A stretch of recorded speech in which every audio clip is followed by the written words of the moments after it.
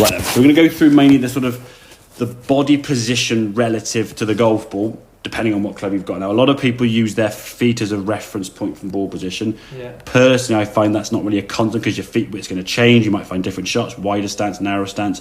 However, for me, if we can get the sternum for the long shots to be behind the golf ball and the sternum for your chip shots to be in front of the golf ball, we're going to change how your club kind of interacts with that ball from an angle perspective, okay?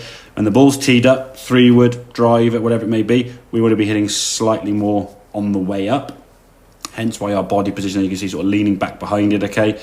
As we then turn back behind the ball now on this swing, we're behind the ball. From here now, there's just gentle shift there, nicely. Now your head, you can see, sort of staying behind.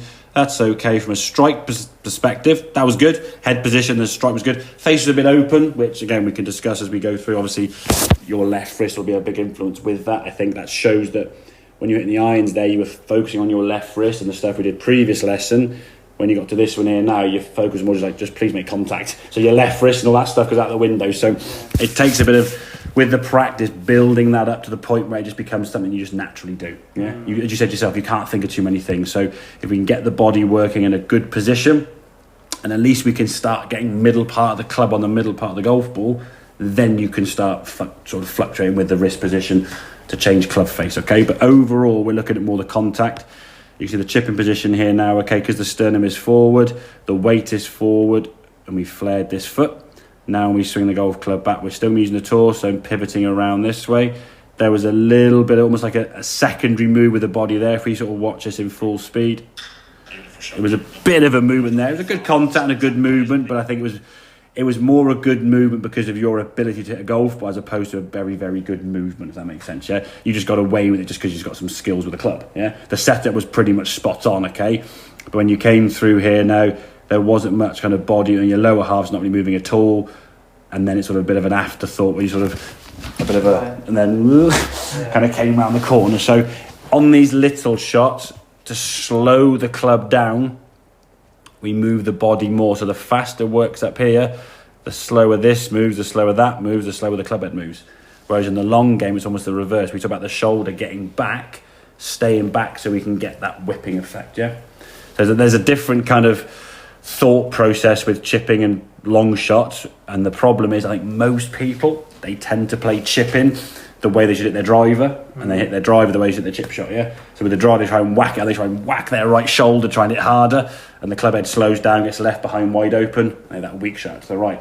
Then with a chip shot, where you kind of want to, it's like a weak shot, it's the right little delicate chip, they sort of stall the body out, and the hands go, and they flick across the back of the green, yeah? We want to flip that on his head and play it the way round, okay? But I think from today, the main focus, like I say, was set up for the different shots, understanding there's a setup with your long game, which you can see is very different now from your short game.